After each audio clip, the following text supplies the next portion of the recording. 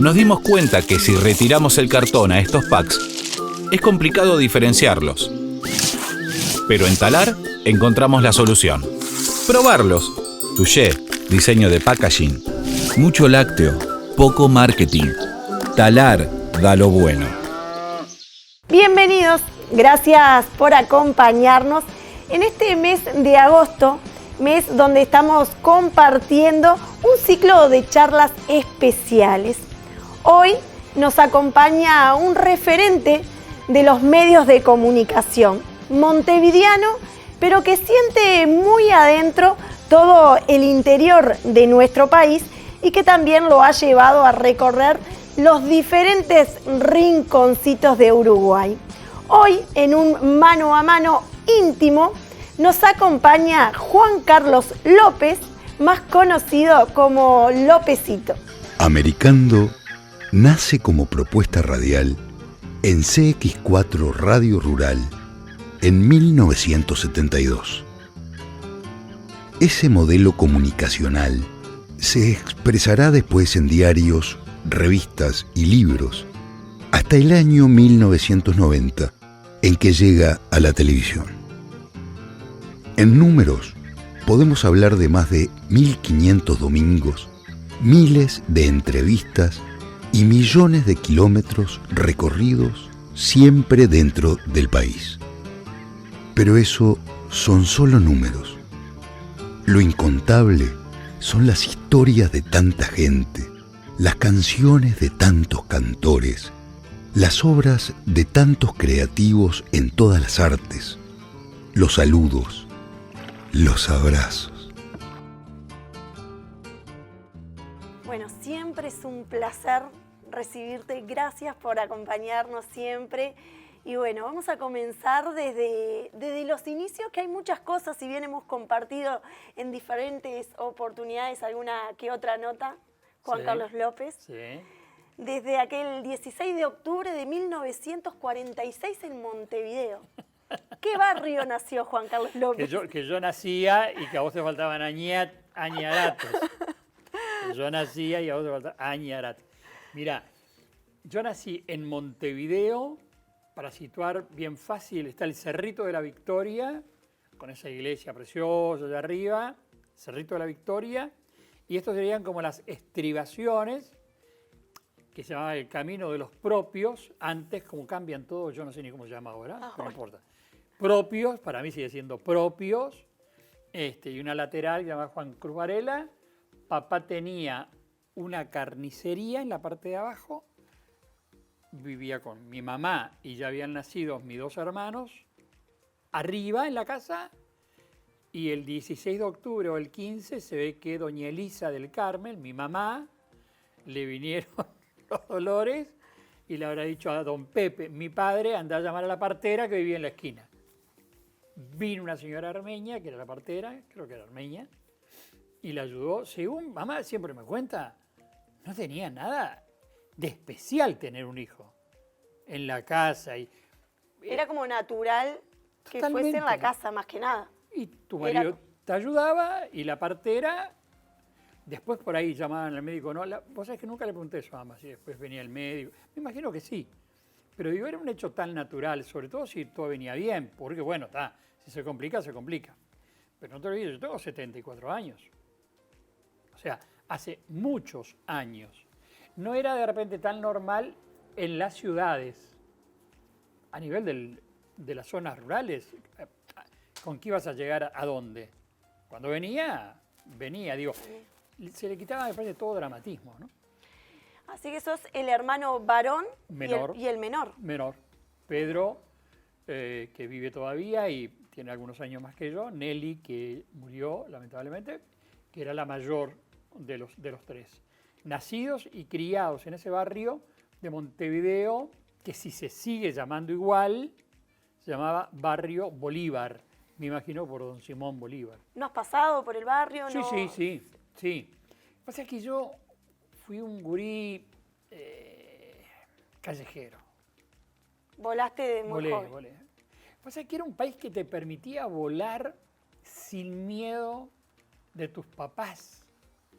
a que estabas en la canchita que quedaba a 3, 4 cuadras del Boston River y tu madre te pegaba un grito, o te iban a buscar porque estaba la cena o porque había que acostarse, pero a mamá no se le pasaba por la cabeza que a Pedro y a mí nos podía pasar algo en el barrio. No se te ocurría que algo... No se te ocurría a mi papá, que tuvo carnicería, no sé, toda la vida allí, primero una almacencita y después una carnicería. A papá nunca se le ocurrió que alguien le podía robar. O que tenías que esconder la plata que te pagaban. No, digo, era tan diferente que hoy por hoy, imaginárselo, casas sin rejas. Es difícil imaginárselo hoy, todo cambió tanto. Algunas cosas cambiaron para bien y otras no. Para no tanto. O sea, Papá carnicero, almacén carnicería, sí. Mamá en la casa. En la casa, acompañando a viejo, con todo lo que eso conlleva en aquel tiempo también. Criar 3 hijos y todo lo que era la casa. Yo a veces le digo a mis nietos, pero a ver, nosotros no comprábamos pan. Se elaboraba. A nadie se le ocurría ir a comprar una pizza de noche a un bar o a un restaurante. ¿Cómo íbamos a comprar los fideos, los tallarines o los ravioles? Ibas a comprar una torta dulce. Vos hacías la pasta frola, comíamos todos los días, todas las comidas del día, y ojito con no comer lo que te ponían en la mesa, y ni se te iba a ocurrir, no, si no hay mayonesa no quiero milanesa. No, vos comías lo que te ponían en el plato, en casa además con mucho rigor. Nosotros no hablábamos en la mesa, menos que menos reírnos en la mesa. Papá vino solito de España para América cuando tenía 12 años y nunca más vio a sus papás ni a sus hermanos. Nunca vino ningún López de allá y nunca fue este López para allá. Y eso fue para que pudiera comer. Lo abandonaron a la América. Entonces en casa la comida era sagrada en serio, porque la comida era el producto del esfuerzo. Entonces se come y se agradece lo que puedas comer. ¿Qué es eso de que un chico te diga, no, yo no quiero esto hoy, quiero comer tal cosa? O que la madre le diga a los chicos, ¿quieren comer tal cosa? No. Te fuiste formando, armaste tu familia, tus hijos, tus nietos. Sí. Hablando puntualmente de tu infancia y cómo transcurrió, incluso hasta en la mesa. Sí. Es un abismo hoy, 2021. Un abismo, sí. A ver, yo creo que todos nos criamos así, con una mamá muy presente, que cuando podía cruzaba y lo ayudaba a papá en la carnicería o lo que sea, y estaba todo el día en la cocina y lavando. Teníamos en el fondo había patos, había gallinas, había verduras, había frutas, y cada uno, teníamos una casa que tenía en fondo, frente, no había rejas ni en los costados ni adelante. Convivía, si te hacía falta algo, estaba doña María de este lado y doña Raquel del otro. Y si mamá tenía que salir a algún lado, le dejaba a Carlitos y a Pedro al cargo de Antonio, el de al lado. Y Antonio nos podía zurrar sin ningún problema. Que no iba a pasar nunca nada. nada. No, era la forma de educarnos. Porque claro, vos tenías que ser respetuoso con tu papá, con tu mamá, con todos, y con el vecino, y con la maestra. Mirá, con todos los problemas que hay hoy por hoy, con todo el tema de la violencia, y sobre todo la violencia de género y todo lo demás, mamá, yo no te voy a decir todo lo que nos decía, porque mamá por ahí metía alguna palabrita media dura, o sería que sería dura para hoy. Pero mamá, desde que teníamos uso de razón, nos dijo que un hombre que le pega a una mujer es lo peor que hay. Es lo peor. No sos hombre, nos decía otra cosa, ¿no? Que era su medida en aquel momento. Pero nos decía, vos no sos hombre. Si vos tocás, ya no pegarle, si vos tocás a una mujer, vos no sos hombre. Y eso nos decía a los 8, a los 9, a los 10. No nos hacía un tratado de filosofía, no, pero con eso alcanzaba perfectamente bien. De todas maneras, es algo importante también, pero quiero rescatar que siendo aquella época, ya tenía un pensamiento de 2021, tu mamá. Porque no todo el mundo en aquella época tenía ese pensamiento de educar a los hijos a no la violencia con las mujeres. Que todavía en aquella época, lógicamente, no se manejaba mucho eso. No como concepto, pero pero estaba intrínseco. Yo lo que digo, a ver, mi mamá, yo no sé en tu caso, pero estoy seguro que muchas de la gente, de las personas de mi edad, ¿no?, que nos están mirando, en la casa era la madre. El padre trabajaba afuera o en la almacencita, o era carpintero, o era lo que fuera. O abogado, yo qué sé. La mujer lo que no tenía tanta ocupación fuera de la casa. Estaba en la casa. Pero la que llevaba las riendas de la casa, las riendas de la educación de los hijos, era la madre. La que manejaba la plata. Mamá manejaba alcanzaba porque la manejaba mamá seguramente. ¿Entendés? Seguramente que por ahí no tenían todo el espacio que deberían de haber tenido. Pero había una cosa indudable, que es el tema del respeto. Yo no digo que todos los hombres fueran santos, No. ni mucho, no, en absoluto. Pero había el respeto en el barrio, el respeto era diferente.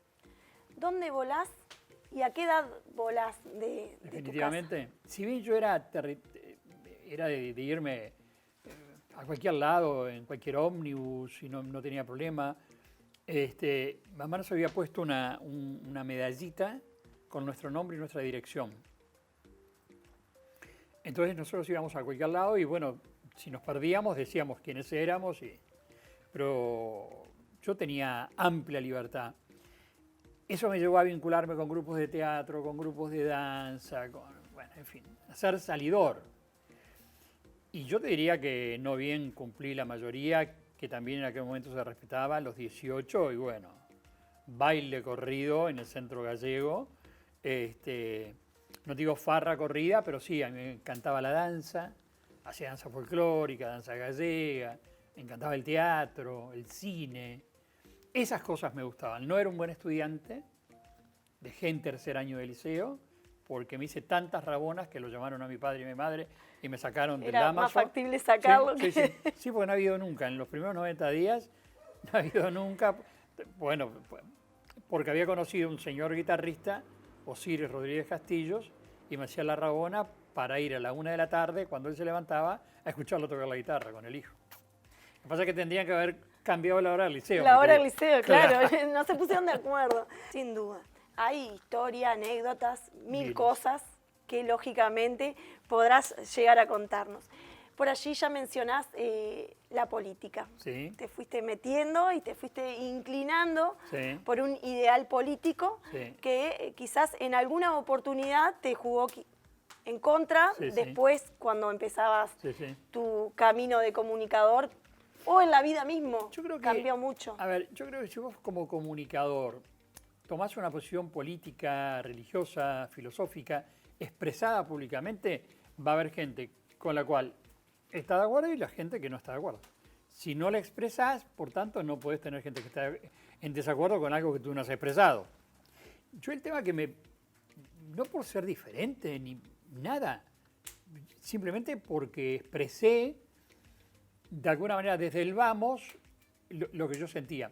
Yo trabajaba en Radio Rural, yo ya tenía Americando en la radio y en la parte del fondo de 18 de julio de 1513, que era la sede de Radio Rural, había una biblioteca enorme. Esa biblioteca había pertenecido a un líder político muy carismático que era Benito Nardone, Chicotazo. Y ahí fue donde yo empecé a leer, empecé a agarrar libros y un día leo uno de Javier de Viana, se llama Con divisa blanca, y me enamoro de Aparicio Saravia. Pero me enamoro perdidamente. Y más o menos en esa época me mandan a cubrir un congreso de la Federación Rural en San José y conozco a un líder político, Carlos Julio Pereira. Yo estaba muy lejos de todo eso, sinceramente. ¿No venía de familia? No, para nada. Fue tu orientación Total. personal, no es que veníamos, bueno, mi padre tenía... No. Papá, el asturiano, no hablaba jamás de política.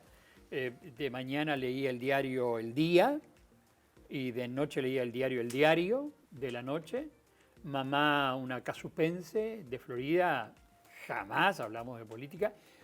La señora que cría a mamá, porque no era mi abuela realmente, María, pero era como mi abuela, ella era una blanca asquerosa en la casa de ella, yo me acuerdo de decirle a mamá, porque mamá había llevado un saco medio rosadito o algo por el estilo, vos te lo sacás y lo pones allí, que yo no lo vea, le decía a ella. Era aquel tiempo, ¿viste? Que no se podían usar ni los colores. Ni los colores que no te Sí. gustaban. Era la única referencia que yo tenía, pero no pesó para nada en mí. Para mí pesó el libro El libro. Con divisa blanca de Javier de Viana y luego el conocimiento con Carlos Julio Pereira. Me lo presentaron, que esto y que el otro, y me dijo, ¿por qué no va López y charlamos en el momento de Rocha, en la Casa de los Lamas, en Montevideo? Tenemos ganas de hacer una comisión de cultura. Y allá fui. Allá fui, pero porque si te invitan, ¿por qué no vas a ir? Y ahí empecé a conocer gente y empezamos a charlar y bueno, y después ya llegarían todos los demás y llegaría más tiempo de lectura y de razonamiento hasta el convencimiento. Yo no soy anti nada, yo soy pro cosas. Y dentro de la cultura nacional, quien llena mejor mis ansias, mi cuestión, creo que por el sentido de la libertad, básicamente es el Partido Nacional.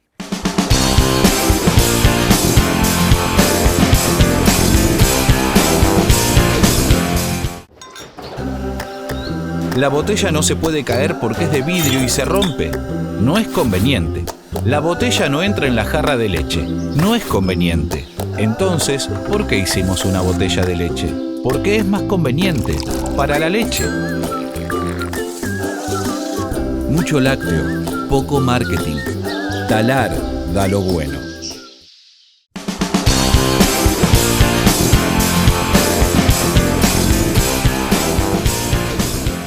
Una parte importante en la que vamos a entrar ahora, Americando.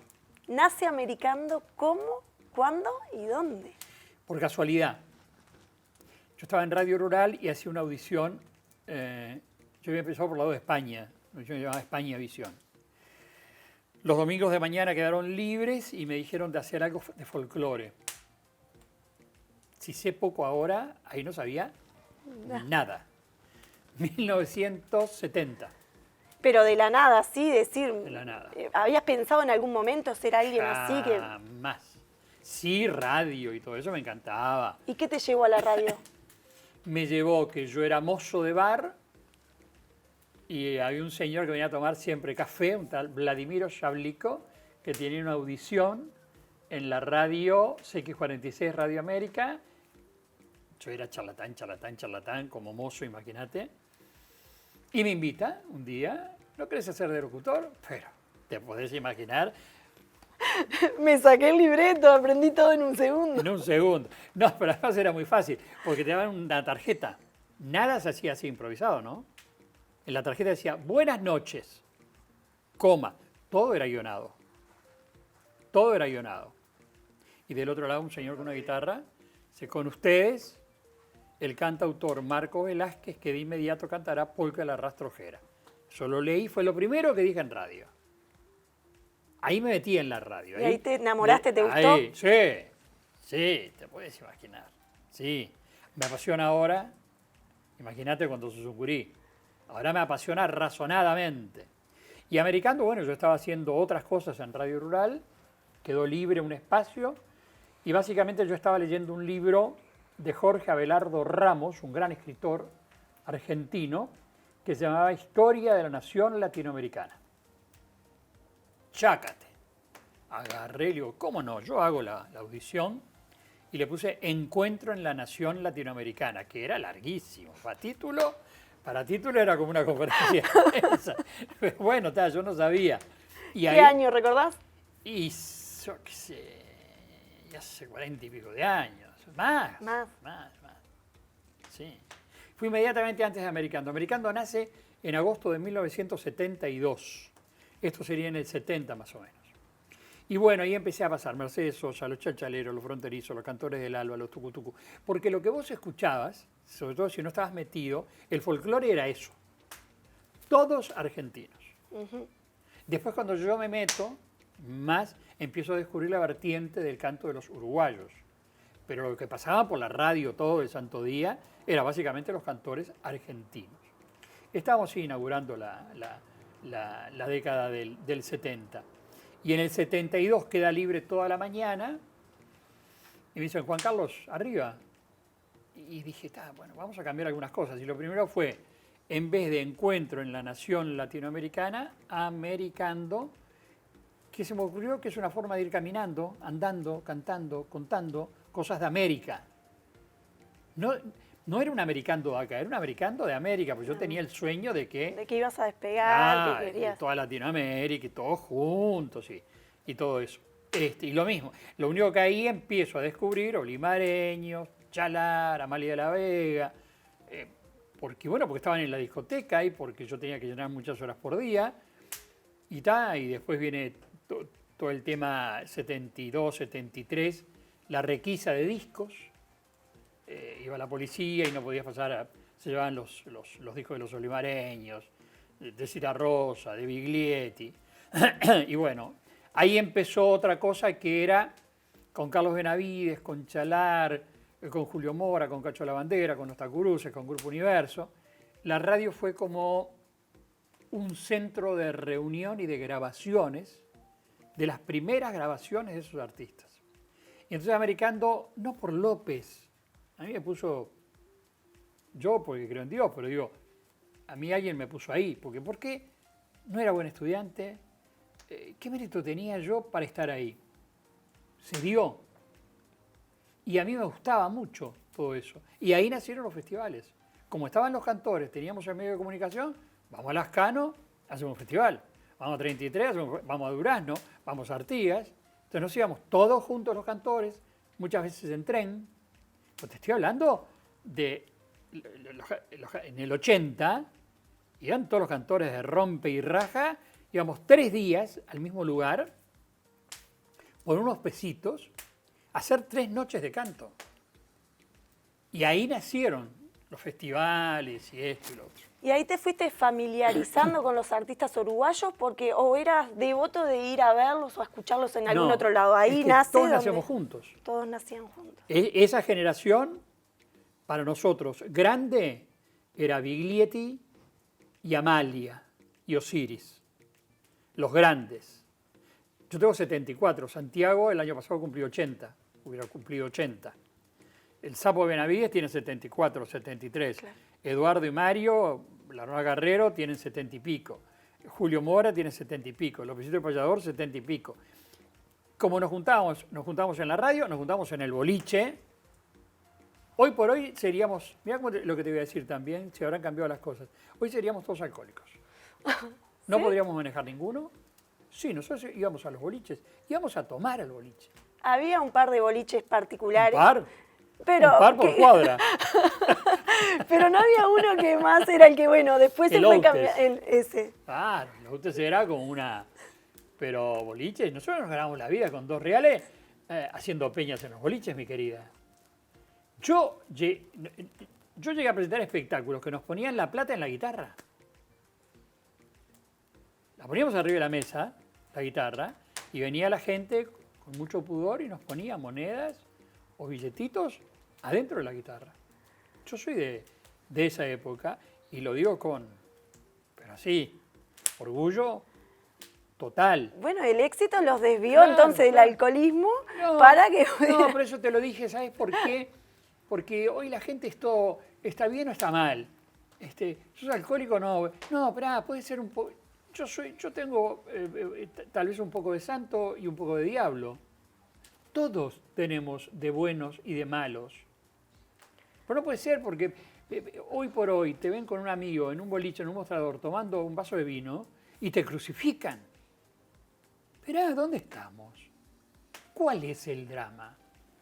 En esas barras, en esas mesas, en esos boliches, se manejó buena parte de la cultura y de la tolerancia del país. Nos juntábamos personas, que pensábamos diametralmente opuestos, pero con un gran sentido del respeto y de escucharlo al otro. Eso me parece que cambió para mal. El otro, si uno piensa como vos, está equivocado. No, el otro simplemente piensa distinto. Y los boliches fueron, en buena medida, como un lugar de sostén de ese pensamiento. 42 años de casado. 42, 43. 53. 53. 53. Me pifié 10 años ahí que no Te llegué. pifiaste 10 años. Claro. Porque quiero llegar primero a esa parte del matrimonio, de los hijos y de la familia que formaste, para después llegar a lo que fue Americando a la Pantalla. Sí. Y con Juana nos conocimos en un grupo de danzas de América Latina, también en Montevideo. Teníamos los dos 18, más o menos. Y nos casamos a los 20 para 21, más o menos, por allí. Y bueno, después vinieron Verónica primero, Pablo después. Pablo muere cuando tiene 24 años, no quedó ningún nieto por ese lado. Verónica lleva 27 años de casada y nos dio nuestros 4 nietos. Y ha sido un equipo muy compacto. Muy, muy, muy compacto. Bueno, Pablo, compañero de ruta. Sí, absolutamente. ¿Es quien te lleva a Americando a la Pantalla, puede ser? Sí, más que a la pantalla, me saca del piso de Canal 5. Americando en Canal 5 llega con Julio Frade en la dirección, en el año 90, 1990. Pero Pablo, a diferencia mía, estaba haciendo la segunda promoción de ciencias de la educación en la Católica. O sea, él era un comunicador formado universitariamente, de un papá comunicador absolutamente falto total de principios técnicos, de alguna manera. Pablo era sobre todo un apasionado de la iluminación, del guión. Pablo hizo un primer videoclip de Pablo Estramín, el violín de Becho, que tiene total vigencia. Ha hecho otros clips que yo no los paso porque él hoy no los pasaría, porque no tendrían vigencia. Fue un tipo de un encuadre increíble, tenía un recorrido por fotos y esto, muchos clips que le hizo a Citarrosa y esto, no a, sino de Citarrosa. Se grabó todo Chalar durante Añares, se grabó todo Pablo Estramín, toda la Ruana Carrero, porque él hacía cámara y después editaba. Y fue él el que me dijo en determinado momento, no, adentro del canal ya no da para más. No. Vamos a producir un programa en exteriores. Digo, ¿en exteriores? La comodidad, vas al canal, ya tenés todo, ¿viste? Sí, Lopito dice, no, acá no. Salgamos a hacer otra cosa y bueno, fue él. El que le marcó el rumbo Americando fue absolutamente él. Tenía esa intuición. Y yo lo disfruté. A veces me dicen, ¿y cómo superas? No superas nunca. Me pregunto siempre si él iría por este camino. Muchas veces me pregunto y le pregunto si es esto. Si esto está bien hecho, si este encare a este camino, a esta cuestión, a estas ideas. Y a veces lo escuchás con más facilidad, a veces no lo escuchás, pero es una presencia constante, absolutamente. Era no te voy a decir un adelantado, pero un tipo de una gran claridad. Hizo una carrera magnífica realmente y era la carrera que él quería hacer, ¿no? Sin lugar a ninguna duda. Jamás habría puesto, tenía una pinta estupendo, pero jamás se habría puesto la cara adelante, ¿no? No le gustaba nada, para nada. Estaba para toda la parte de producción. Absolutamente, absolutamente. Él me saca del canal. Él hace este Americando andador de caminos, contador de historias, buceador entre la gente. Eso es Pablo López. Eso era lo que él quería hacer del producto Americando. Y por eso que yo, mientras Dios me dé vida y yo tenga ganas, porque si no tenés ganas no tenés por qué hacerlo, ese es el camino. Ese es el camino.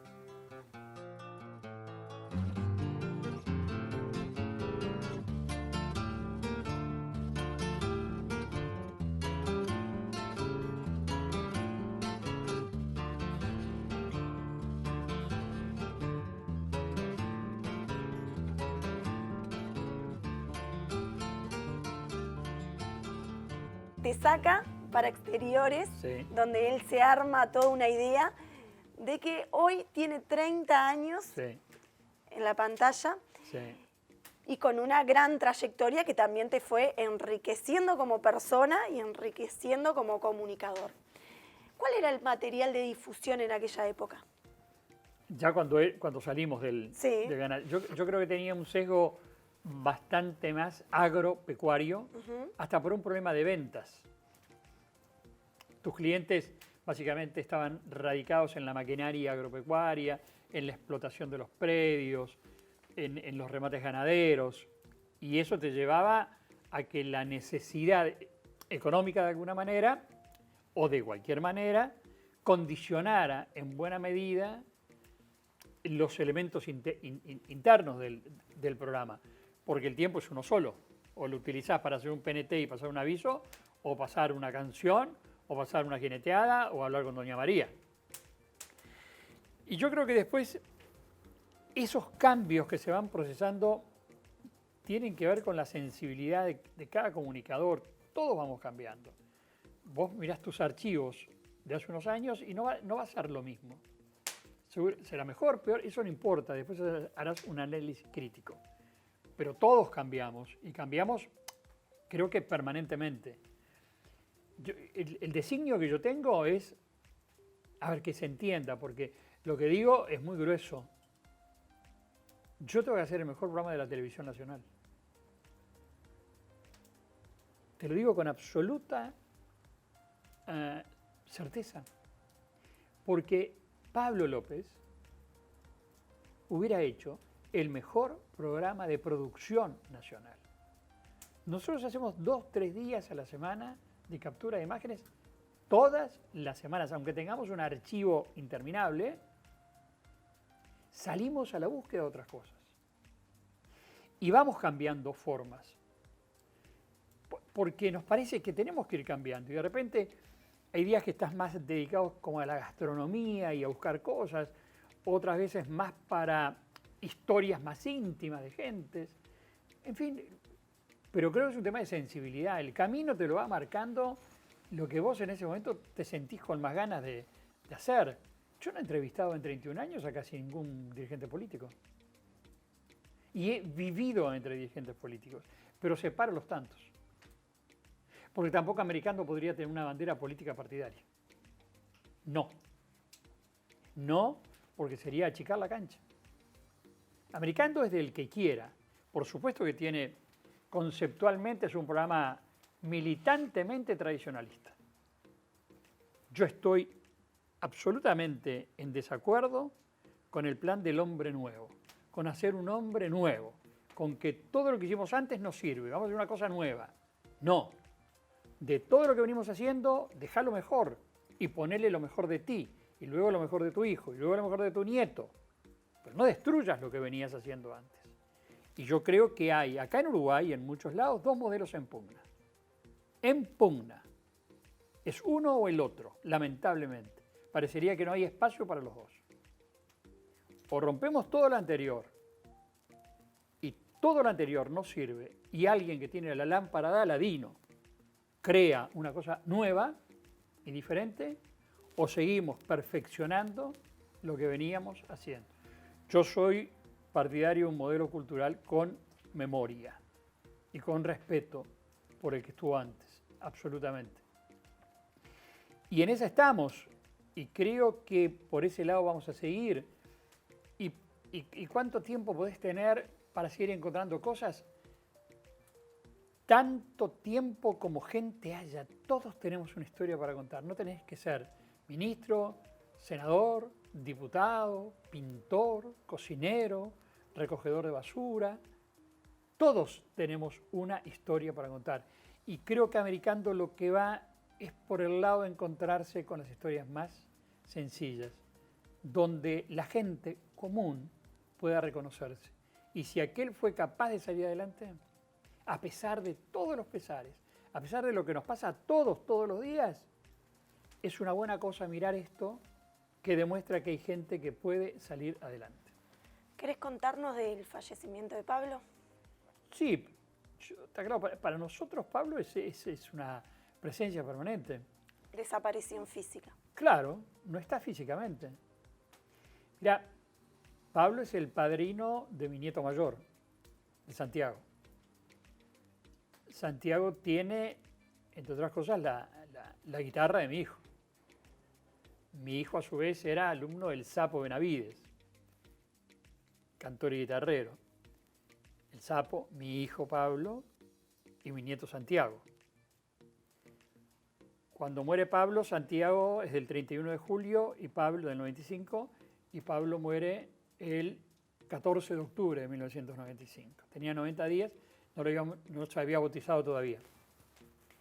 Y entonces, bueno, el día que se fue a bautizar, le pidió su mamá y esto al sacerdote José Macuña, que queríamos que Pablo fuera el padrino, porque ese era el plan de Pablo y de Verónica para el hijo de Verónica. Y sí, lo aceptó y fue toda la barra, que era de Pablo, la cantidad de gurises, que fueron los que lo rodearon, aquel bebé, hace 25 años, mi nieto, para que él algún día tomara el camino que quisiera y reconfirmara o no esa creencia en Dios, en Jesús. Y Santiago Ignacio, mi nieto, es un chico de 25 años, técnico agropecuario, licenciado en Ciencias Agrarias, de misa diaria. Cosa que no es ni el padre, ni la madre, ni los abuelos. Es una opción personal y de un compromiso cristiano muchísimo mayor que el que yo tengo. Por tanto, hay como unas cosas, como unos hilos. Y Pablo es parte de esa urdimbre. Es horroroso tener que decir que para sopesar determinadas cosas en la vida se te tiene que morir un hijo. Pero la muerte de un hijo lo que te da, entre otras muchísimas cosas, es una ubicación en la vida. ¿Qué puede haber que lo sustituya? Nada. ¿Cuánto dinero puede haber para que vuelva? Imposible. Por tanto, lo que hay que aceptar es la vida como viene y la muerte como viene. Y tratar de encontrar señales, cosas. Y van a venir. Y van a venir. Y es una cosa muy rara, porque cada uno es cada uno. Siempre hablamos con Juana, con mi mujer. Él pasa a vivir adentro de uno. Y hay nadie más podrá hacerle mal, o no se te pone viejo, porque sigue siendo el mismo tipo, radiante, claro, luminoso. Pero bueno, es como uno haga posible que estas cosas sean así, porque creo que además no entiendo cómo de otra manera podés soportar y seguir.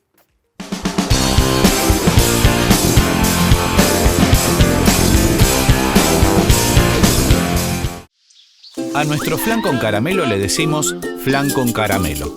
No necesitamos decirle flan con caramelo, porque no es sabor a caramelo, es con caramelo, porque al verdadero caramelo no le sobran vocales. Mucho lácteo, poco marketing. Talar da lo bueno.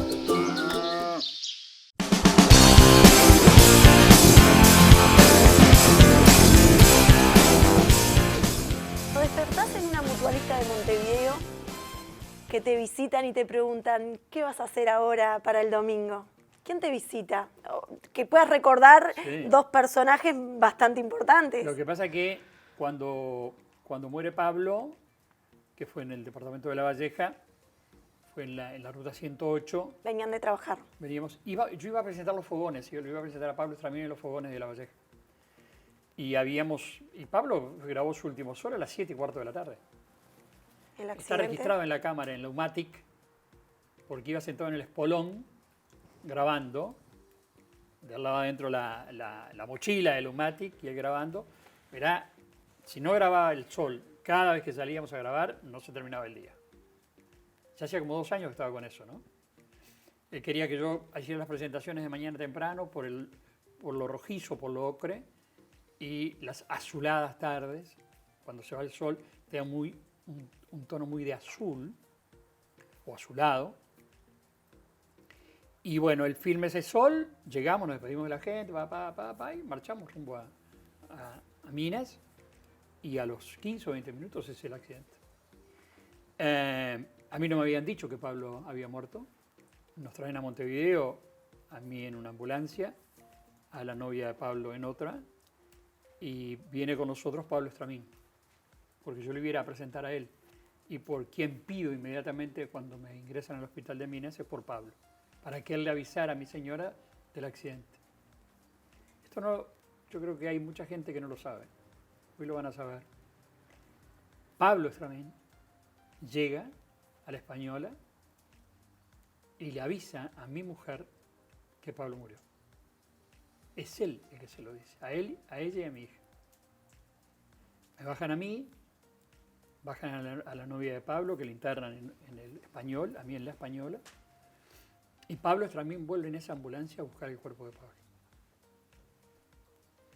Lo trae a Montevideo y de tardecita se va ese domingo a cumplir con el contrato que no había podido cumplir el sábado de noche.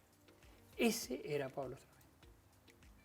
Ese ser humano absolutamente increíble en todo sentido. Y bueno, a mí me ingresan inmediatamente a la unidad de cuidados intensivos. Allí estoy, creo que 3 días. Y me iban a pasar a mi sala.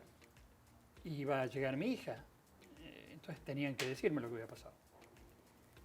Y bueno, me lo dice mi mujer.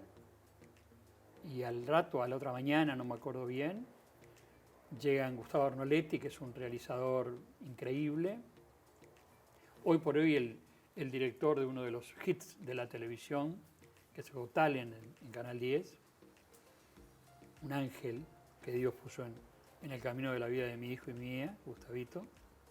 Y llegan él y Pablo Estramín a la sala y me dicen, Juan, ¿qué hacemos el domingo? Y yo creo que le dije, manda toda la mierda. No hacemos nada. ¿Cómo? Que no hacemos nada. Y si el que está ahí hubiera sido Pablo y tú hubieras muerto vos, ¿vos te crees que Pablo no iba a hacer el programa? Digo, hagan lo que quieran. No me preguntes a mí. Y bueno, salieron y hicieron una cosa increíble que fue Americando entre todos.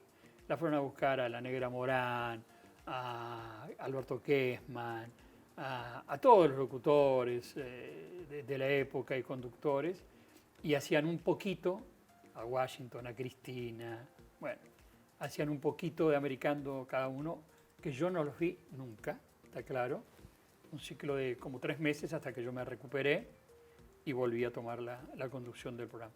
Son de las cosas más increíbles en ese sentido que me han pasado, porque no tenían no solamente no tenían ninguna obligación, pero entendieron qué era lo que tenían que hacer, y porque lo importante en definitiva no es López, es Americando. Si lo que uno ha hecho y sembrado se muriera totalmente cuando se muera López, sería una pena realmente, porque hubiera sido un gran esfuerzo para muy poquita cosa. ¿Quién te acompaña hoy en esa producción? Básicamente la gente de Paralelo Media, que es una productora con la cual trabajo. Yo soy de amores largos, como verás, con mi mujer toda la vida. Mis avisadores tienen algunos 30 años en la pantalla conmigo. Sí. Y trabajé con 2 productoras en 31 años. Y la anterior, porque se ha deshecho y eso, soy de amores larguísimos, y que ya pueden hacer Americando, aunque yo no esté, realmente ya hay, en fin.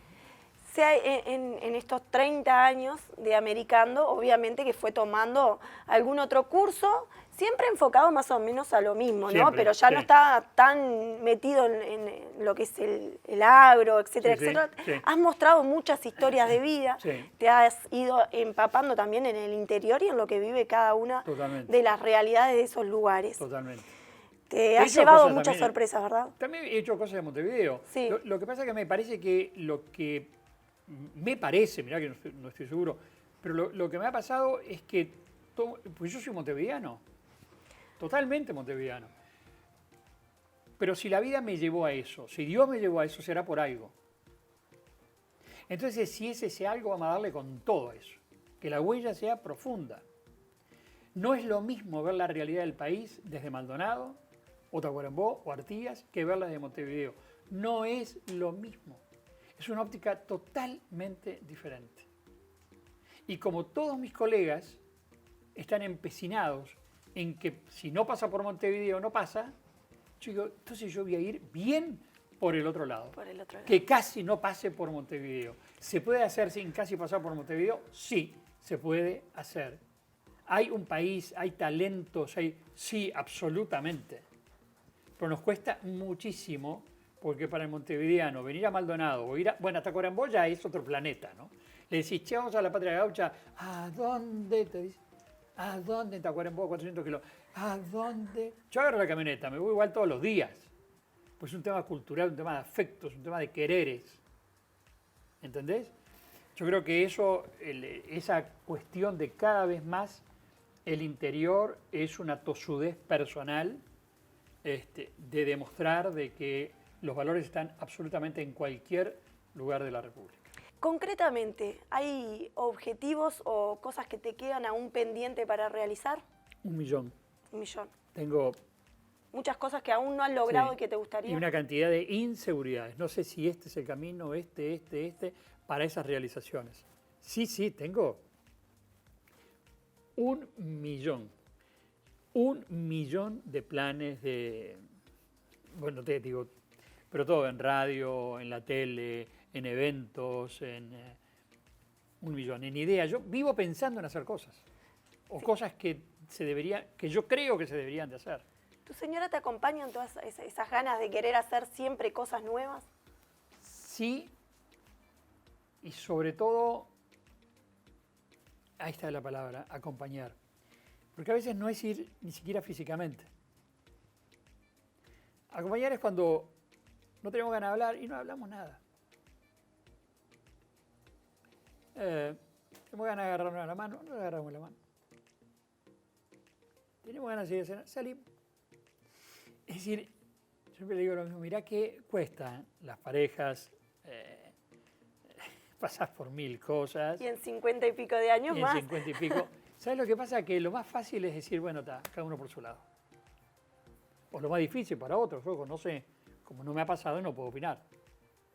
Pero lo que digo es humildemente, si pueden ceder lo que haya que ceder, si pueden hacer lo que puedan hacer y llegar juntos a determinado momento de la vida, no hay cosa más linda.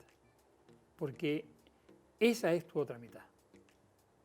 Si sos una cosa, esa es la otra mitad que Dios te puso en el camino para andar juntos. Por algo fue esa otra mitad y no otra. Yo tuve la suerte, parecería y por ahora, de que es esta la mitad mía y yo soy la mitad de ella. Y en esa mitad de complementariedades, sí, compañía permanente. Sí, si no, no lo haría. Y mismo cuando se puso bravo, en épocas bravas de dictadura, y yo quería hacer festivales todos los días y me los prohibían y prohibían a los cantores, que esto que el otro, y había algún coche que merodeaba tu casa y lo hablamos con ella y estaban los 2 chiquitos y tuvimos miedo. ¿Sabes lo que me dijo? Si no lo haces vos, lo hago yo. Te estoy hablando de hace muchos años. Estamos en el mes de agosto, mes de los recuerdos, y Sí. para ir cerrando, ¿cuál es el mensaje o el recuerdo nostálgico de Juan Carlos López? ¿Sabes qué? No tengo. Tengo momentos de nostalgia, momentos de... No los tengo. Trato de separarme del dolor lo más que puedo.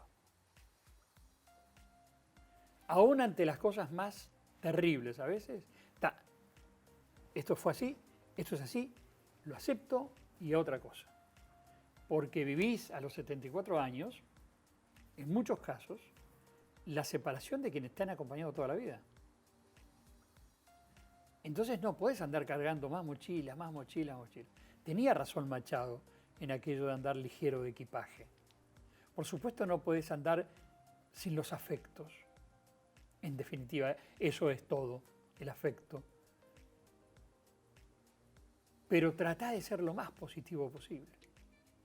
El tiempo que te resta para ti y para los tuyos, lo más positivo posible.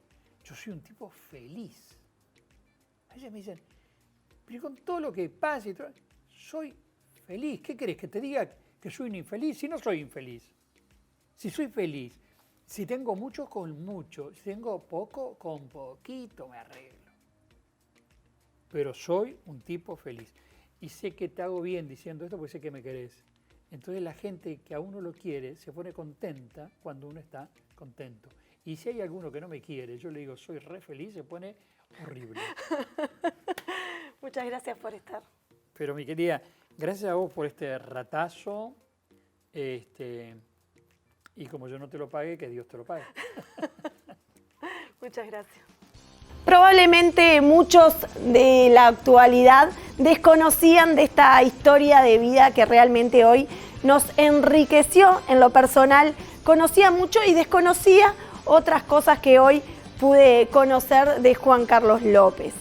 De esta manera hemos llegado al final. Agradecerle como siempre a Indian por el outfit del día de hoy, porque todas tenemos un Indian cerca de casa. Nos volvemos a encontrar la próxima semana con una nueva entrega.